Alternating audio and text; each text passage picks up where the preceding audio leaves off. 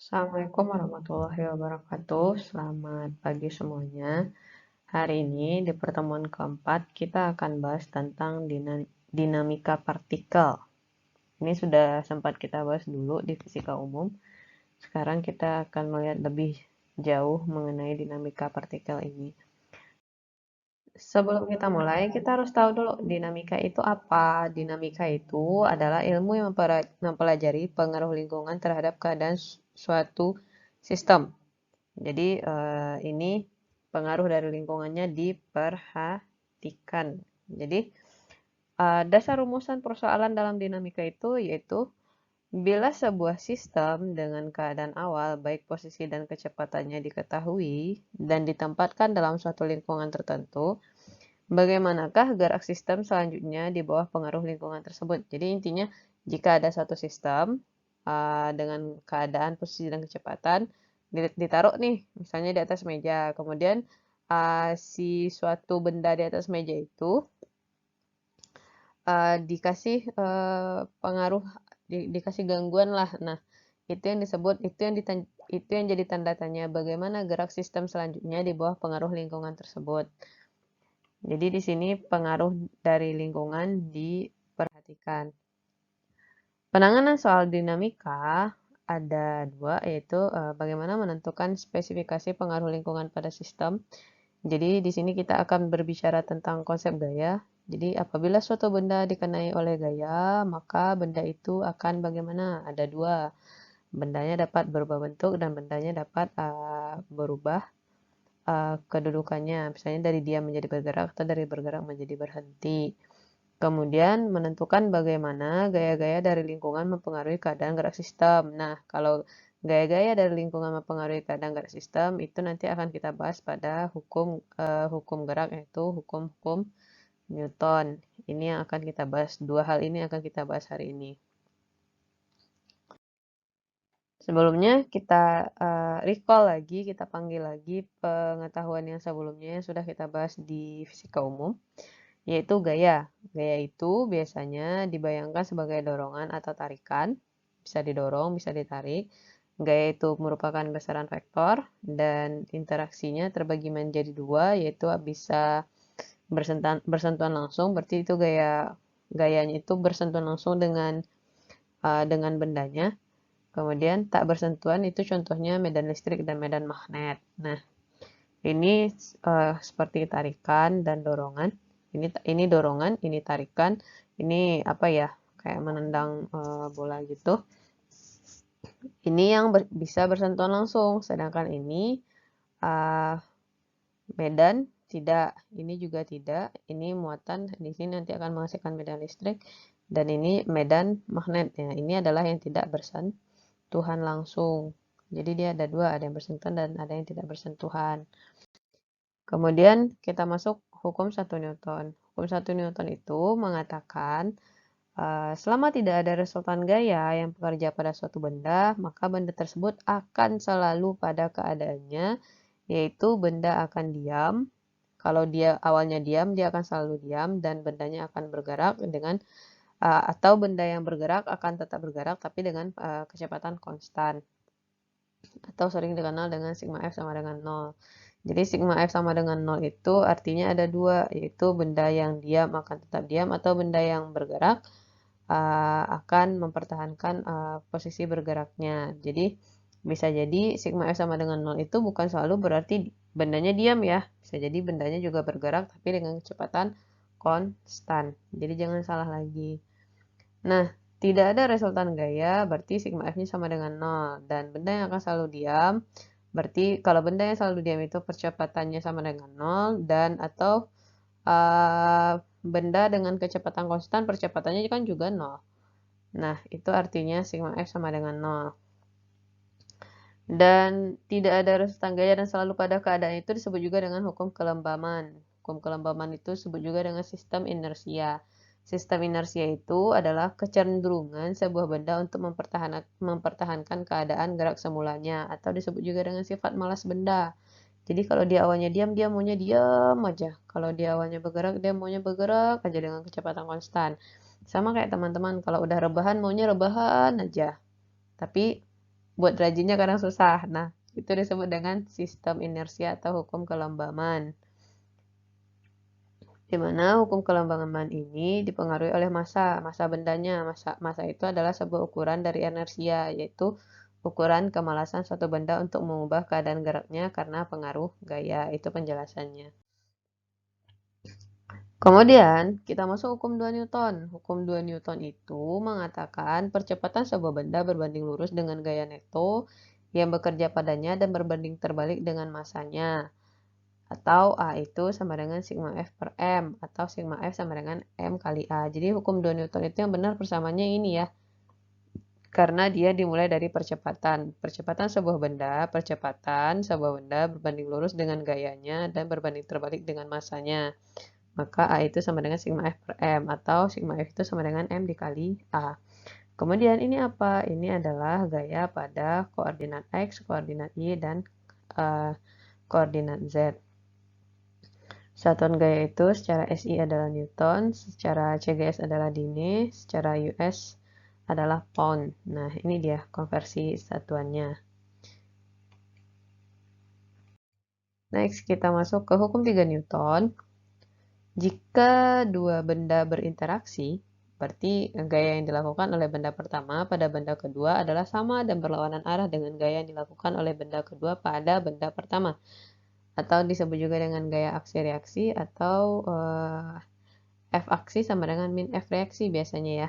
Karena gayanya sama, cuman arahnya yang berlawanan. Dan syarat terjadinya mereka terjadi pada dua benda yang berbeda.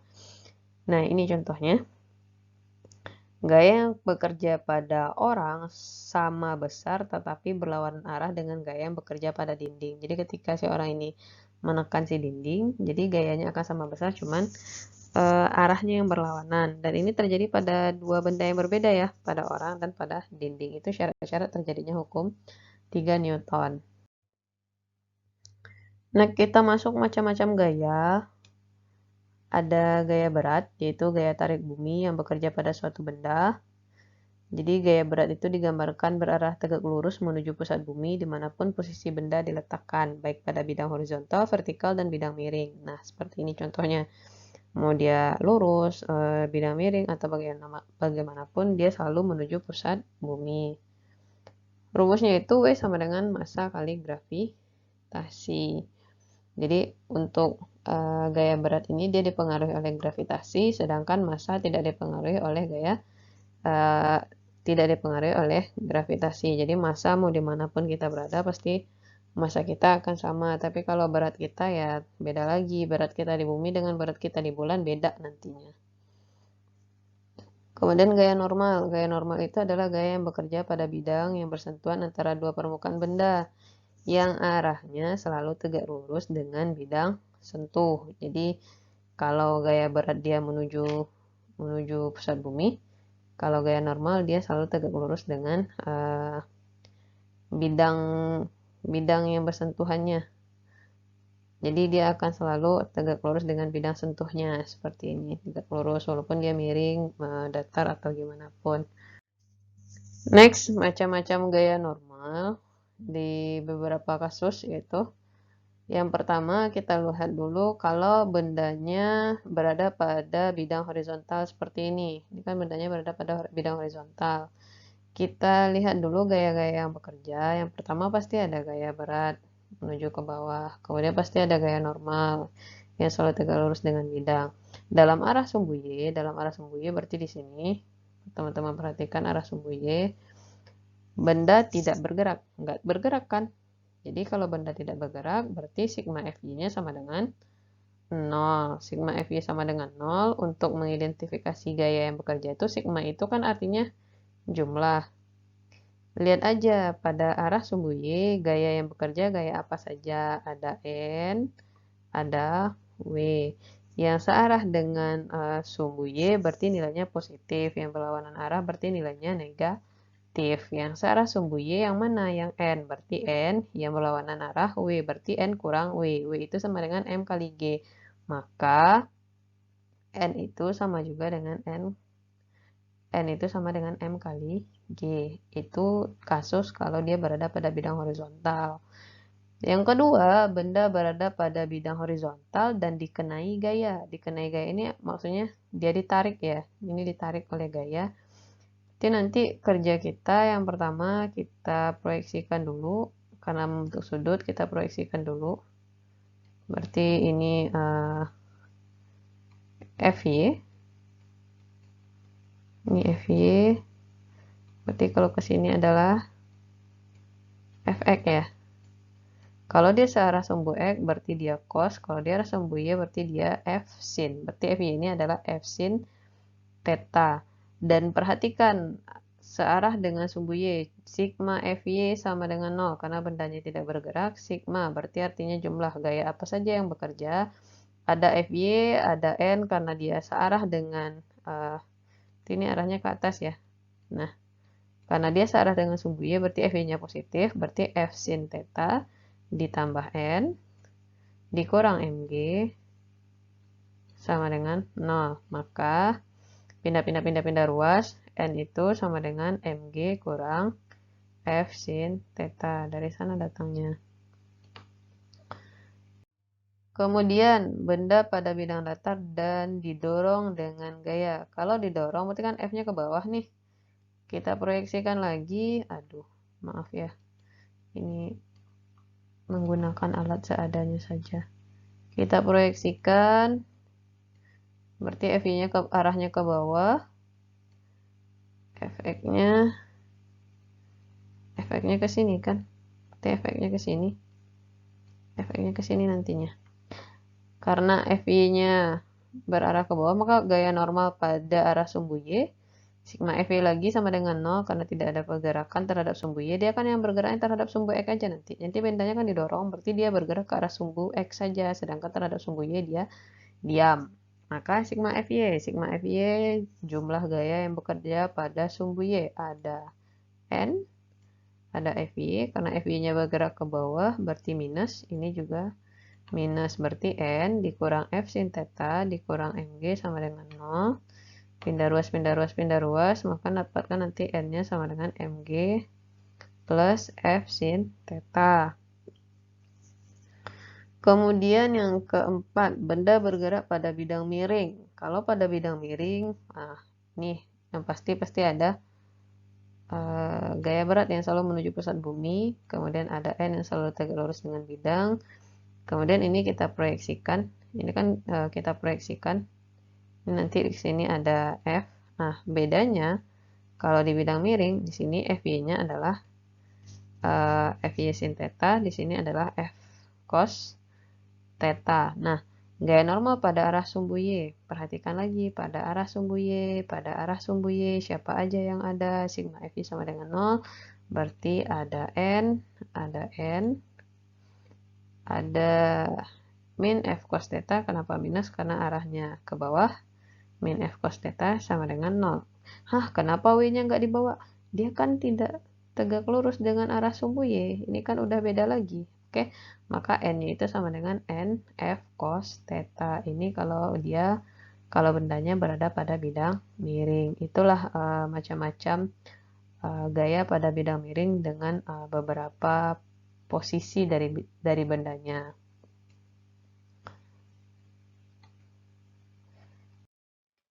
Selanjutnya, kita masuk macam-macam gaya yang lain, yaitu ada gaya gesek.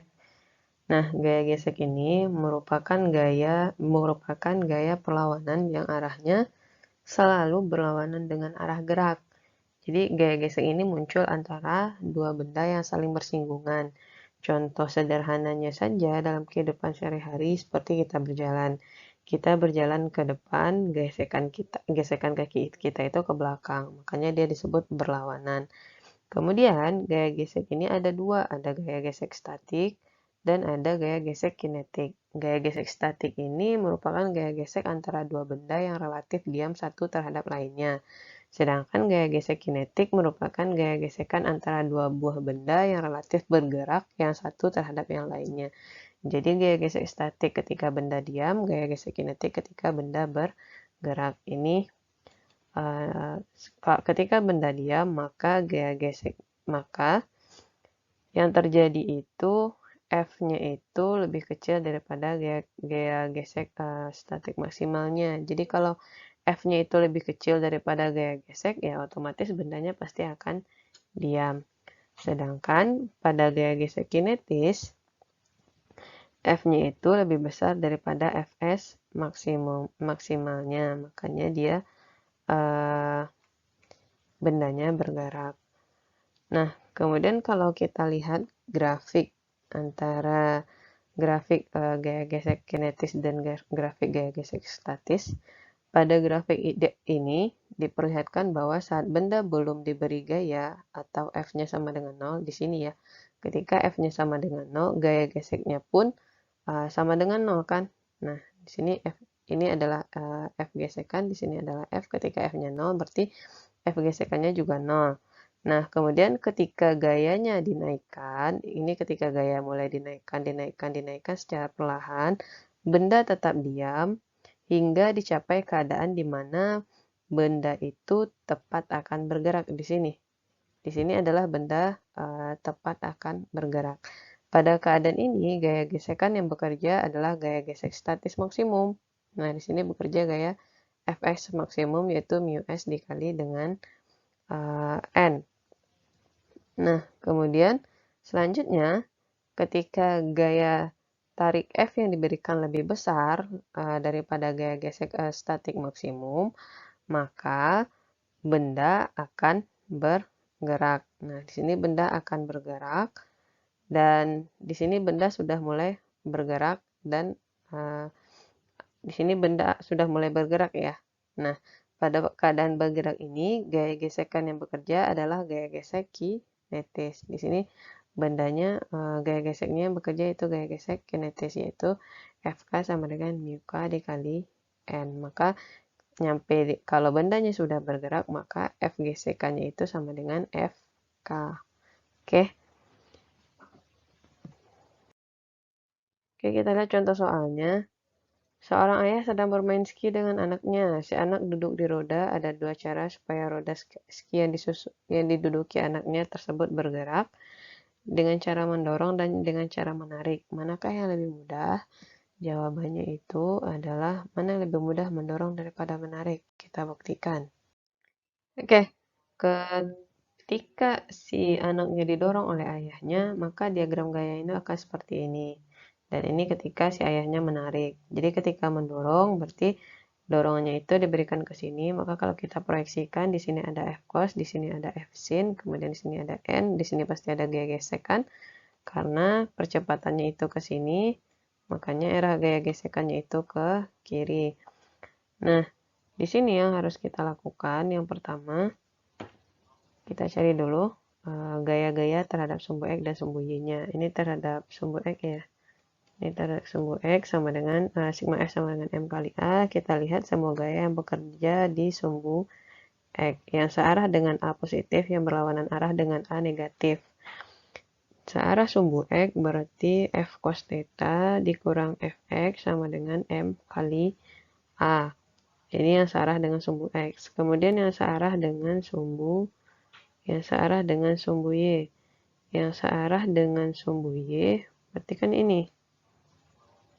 Yang searah dengan sumbu Y berarti kan ini. Kalau ke atas positif, ke bawah negatif. Berarti N dikurang F sin theta dikurang MG sama dengan 0. MG ini dari W ya. Nah, kemudian pindah-pindah ruas. N sama dengan MG tambah F sin theta. Kemudian ingat lagi kalau Fx itu kan sama dengan mu k kali N. Mu k dikali dengan N. Berarti silakan substitusikan persamaan ini ke sini. Berarti jadinya Fk itu sama dengan N itu kan jadinya Fk per mu k. Berarti N itu kita rubah menjadi Fk per mu k. Berarti tinggal di sini Fk sama dengan mu k-nya dikalikan ke kanan. Berarti mu k dikali ini ya. Dikali sisanya yang ini. Mg tambah F sin theta. Sehingga didapatkanlah Untuk gaya gesek itu FK sama dengan mu K dikali MG tambah F sin theta. Itu kondisinya kalau dia mendorong. Sekarang kalau kita lihat kalau dia menarik. Sama, kalau dia menarik, berarti di sini sigma fx-nya juga kita lihat di sini ada F cos theta dan Fx, berarti F cos theta dikurang Fx sama dengan M kali A. Kemudian kalau kita lihat dari sumbu Y, berarti N tambah F sin theta dikurang Mg sama dengan 0, pindah-pindah ruas, N sama dengan Mg kurang F sin theta, dan ganti lagi nilai N ini dengan yang ini ya, ganti lagi nilai N ini dengan ini, berarti N itu Fk per mu K, berarti Fk sama dengan mu K dikali Mg dikurang F sin theta. Jadi, dari dua keadaan itu dapat kita simpulkan gaya gesek pada peristiwa menarik lebih kecil dibanding dengan mendorong, sehingga akan lebih mudah menarik dibandingkan dengan mendorong. Kayak gitu. Kemudian ada gaya sentripetal. Minggu kemarin kita sudah bahas percepatan sentripetal. Hari ini kita bahas gayanya. Jadi gaya sentripetal itu adalah gaya sebuah benda yang melakukan gerak melingkar beraturan akan mengalami percepatan sentripetal. Jadi yang besar percepatan sentripetal itu kan kemarin AR sama dengan V kuadrat per R. Nah, sesuai dengan hukum Newton 2, yaitu sigma F sama dengan M kali A, atau A itu sama dengan sigma F per M. Jadi sigma F-nya itu sama dengan M kali A. Menurut hukum Newton kedua itu, setiap benda yang melakukan gerak melingkar beraturan akan mengalami gaya sentripetal yang arahnya ke pusat lintasan. Jadi, karena sigma F sama dengan M kali A, berarti tinggal kita substitusikan aja ya. M, A-nya substitusikan dengan ini. A-nya diganti dengan ini. Berarti FR itu sama dengan M dikali AR, sama dengan M dikali A-nya V kuadrat per R. Sehingga FR itu sama dengan M V kuadrat per R. Itu untuk gaya sentripetal. Selanjutnya kita lihat aplikasi-aplikasi hukum Newton. Jadi hukum Newton ini diaplikasikan pada beberapa keadaan. Nanti ada contohnya pada katrol, pada lift, pada bidang miring, pada pesawat Atwood dan lain-lainnya. Sekarang kita lihat dulu pada bidang miring. Aplikasi hukum Newton pada bidang miring. Nah, pada bidang miring, untuk melihat aplikasi ini, yang harus kita perhatikan itu adalah sistem koordinat. Jadi, perhatikan sistem koordinatnya yang searah sumbu Y. Nanti kalau ke atas berarti positif, ke bawah negatif. Dan untuk yang searah sumbu X itu, positif dan negatifnya tergantung arah percepatannya kemana. Oke, tergantung arah percepatannya kemana.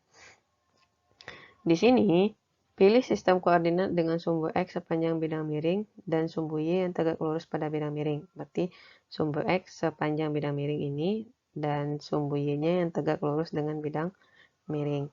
Kemudian kita lihat komponen gaya yang bekerja pada sumbu X yaitu. Nah, perhatikan dulu gambarnya. Gambarnya kan arah panahnya ke sini. Berarti otomatis percepatannya ke sini dong. Pasti si bendanya turunnya ke sini. Ini adalah percepatan. Intinya, searah dengan percepatan itu nilainya pasti positif. Sekarang kita lihat sigma fx sama dengan mg sin theta kurang fg. Ini datanya dari mana? Karena bendanya bergerak ke sini, pasti gaya geseknya ke sini. Oke. Kemudian sigma fx. Sigma itu artinya jumlah. Lihat aja gaya yang bekerja di sumbu X apa aja. Gaya yang bekerja di sumbu X kan ada W sin theta. W sin theta itu kan sama dengan MG sin theta. MG sin theta positif atau negatif? Positif karena dia searah dengan sumbu X. Dikurang dengan FG.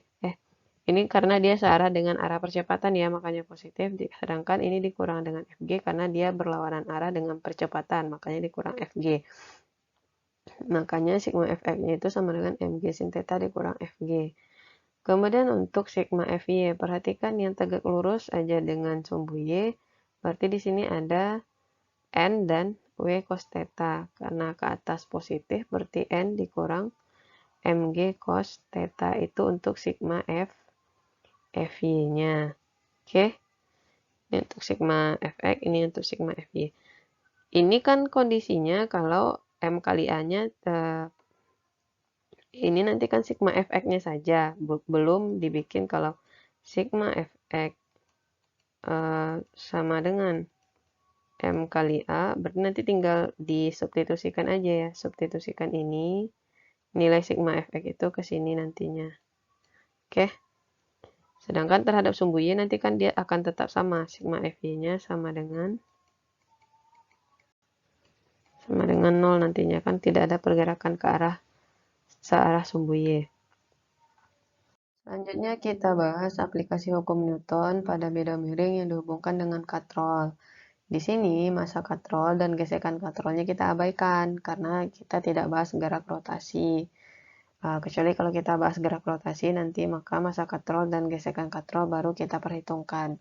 Karena masa katrol dan gesekan katrol kita abaikan, maka tegangan tali pada kedua ujung tali itu pasti sama. Jadi diagram gayanya seperti ini.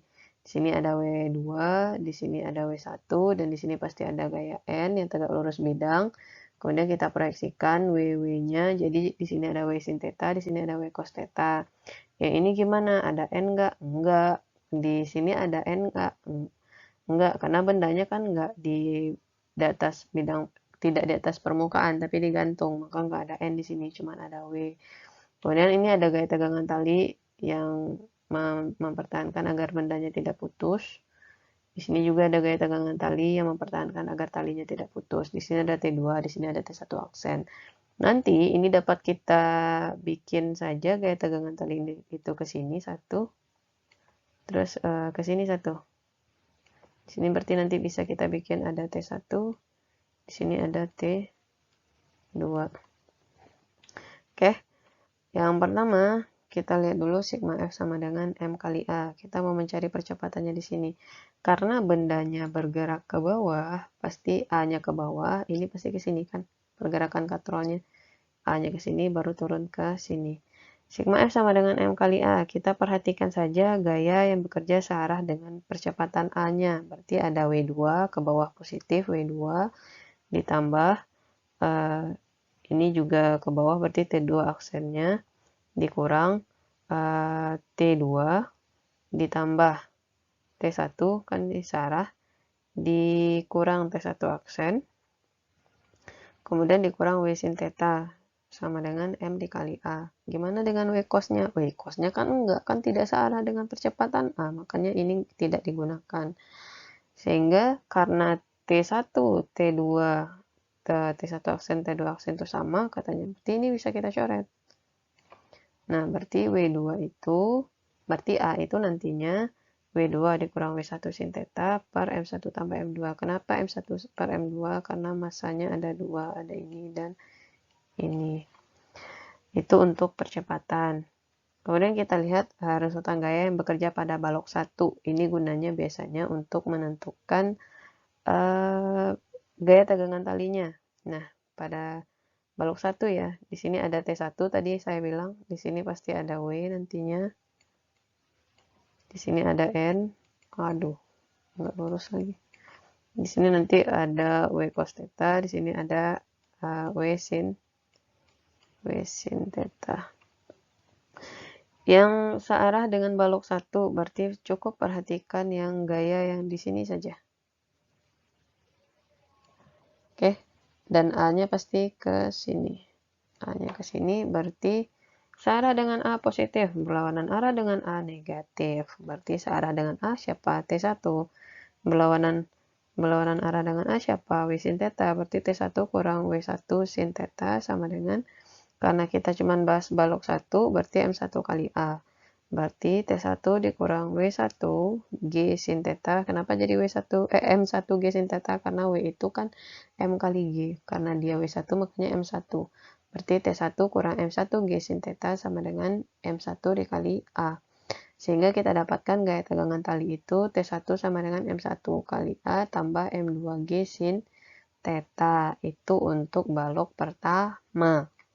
Sekarang balok yang kedua. Balok yang kedua, berarti ini kita hapus dulu biar gampang ngelihatnya. Hapus dulu.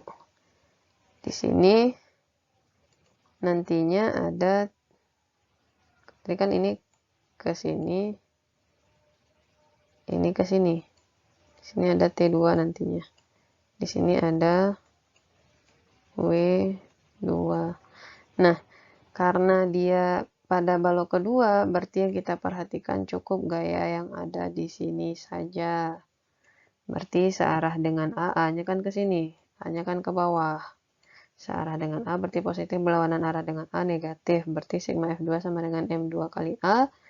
Berarti W2 dikurang T2 karena T-nya ke atas sama dengan M2 dikali A. Sehingga ini W2-nya ganti menjadi M2 kali G dikurang T2 sama dengan M2 dikali A. Berarti T2-nya saja nanti M2 kali G dikurang M2 kali A sama dengan T2.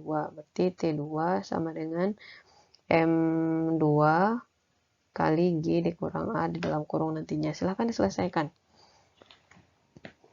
Kemudian bagaimana jika bidang miringnya kasar? Tentukan percepatannya. Kalau bidang miringnya kasar, teman-teman tinggal menambahkan aja nanti ke sini. Mana dia? Di sini kan ada pergerakannya kan ke sini. Kalau pergerakannya ke sini pasti ada gaya geseknya itu ke sini ada gaya gesek nantinya. Nah, tinggal dikurang dan ditambahkan aja dengan gaya gesek tergantung arah gaya geseknya searah dengan A atau tidak. Oke, nanti silahkan dicoba. Kemudian aplikasi hukum Newton pada bidang datar yang dihubungkan dengan katrol. Nah, tadi pada bidang miring, sekarang pada bidang datar. Di sini sama ya, masa katrol dan gesekan katrol kita abaikan, maka gaya tegangan talinya juga sama nantinya. Kalau kita bikin nanti di sini, pasti gaya tegangan talinya ke sini. Ada T1, ke sini ada T2. Ini enaknya kalau luring bisa diturunkan satu-satu. Kemudian di sini ada W2. Di sini ada W1. Bidang datarnya licin ya, berarti tidak akan ada gaya gesek. Kemudian A-nya ke sini. Ini A-nya ke sini. Nah, kalau udah selesai kira-kira gambarnya seperti ini. Oh ya, ditinggal di sini satu. Pasti ada gaya normal. Sama seperti tadi, kita mau mencari nilai A-nya dulu. Sigma F sama dengan M kali A. Sigma F sama dengan M kali A. Silakan perhatikan gaya-gaya yang searah dengan percepatannya. Berarti di sini ada W2 nantinya pastinya. W2 dikurang T2. Ya kan? Dikurang T2 karena berlawanan arah. Ditambah T1. Habis ya, karena tidak ada lagi gaya yang searah dengan percepatan. Ini gimana, ini gimana, ini gimana, dan ini gimana, kan tidak searah dengan percepatan. Ini tak searah dengan sumbu Y ini. Jadi diabaikan. Sampai di sana, berarti sudah habis, berarti kita per M1 tambah M2. M1 tambah M2. Sehingga nilai A itu, karena ini sama, bisa kita coret. Sehingga didapatkanlah A itu sama dengan W2 per M1 tambah M2.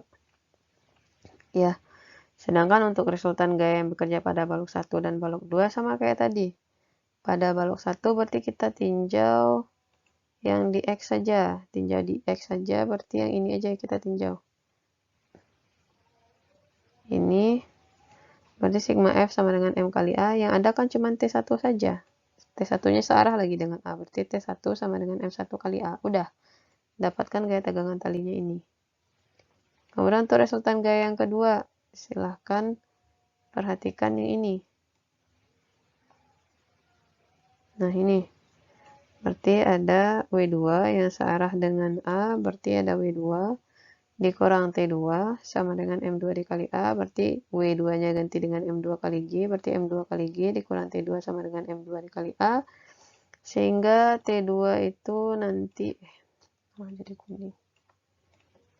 T2 itu nanti jadinya ini pindah ruas ke sini ya. Berarti M2 G kurang M2A. Berarti Berarti nanti keluarkan M2-nya, berarti sisa G kurang A. Semoga kalian bisa membaca tulisan acak-acakan ini. Itu dia untuk gaya tegangan tali pada balok yang kedua. Jadi, jika bidangnya kasar, ya kalau jika bidangnya kasar, berarti ke sini nanti ada gaya gesekan ke sini nantinya. Aduh, nggak kelihatan lagi warnanya. Di sini ada nanti gaya gesek ke sini nih. Kan baloknya bergeraknya ke sini. Pasti baloknya kan bergerak ke sini nih. Berarti ada gaya gesek ke sini nantinya. Ya tinggal dikurangkan aja, berarti nanti terhadap sumbu X bisa tidak hanya T1 lagi, tidak hanya T1 aja nanti yang ada, juga bisa dikurang dengan F gesekan. Silahkan dicobain untuk yang untuk yang bidang kasar. Ini kalau untuk bidang kasar nantinya nanti kita diskusikan aja yang untuk bidang kasarnya gimana. Selanjutnya kita lihat aplikasi hukum Newton pada katrol. Nah, ini sudah dibikinkan diagram-diagram gayanya, cuman di sini ada titik, nggak jelas ya arahnya kemana. Jadi sebenarnya ini nanti karena A-nya ke bawah dan ini ke atas. Karena A-nya ke bawah, berarti gaya tegangan talinya ini akan menghadap ke atas. Di sini ada T1, di sini juga ada T2 nantinya yang akan membuat bendanya akan mempertahankan agar bendanya tidak putus. Kemudian kita lihat tinjau benda yang pertama. Benda yang pertama berarti yang kita perhatikan cukup yang ini saja. Ingat searah dengan A positif berlawanan arah dengan A negatif. Berarti ini sigma F1 sama dengan M1 kali A. Berarti yang searah kan ini nih. M1 kali G kan searah dengan A. Berarti M1 kali G dikurang T. Karena berlawanan arah dengan A. Sama dengan M1 kali A. Sehingga T itu sama dengan M1 kali G dikurang A. Kemudian kita tinjau benda M2. Kita tinjau benda M2 berarti yang kita perhatikan yang ini saja nih. Nah, searah dengan A berarti positif. Nih yang searah dengan A-nya kan T-nya. Berarti T dikurang. Karena A-nya kan ke atas. M2-nya ke bawah. M2 kali G sama dengan M2 kali A. Berarti T-nya itu M2 G ditambah A. Dan dengan mensubstitusikan nilai T yang didapat, berarti T yang mana nih yang disubstitusikan? T yang ini ya. T yang ini substitusikan ke sini, berarti M1 G kurang A sama dengan M2 G tambah A. Sehingga G itu M1 kurang M2, M dengan M-nya kita satukan. Dan A sama dengan A M2 kurang M1. Jadi didapatkanlah A itu nantinya M1 kurang M2 kali G per M1 ditambah dengan M2.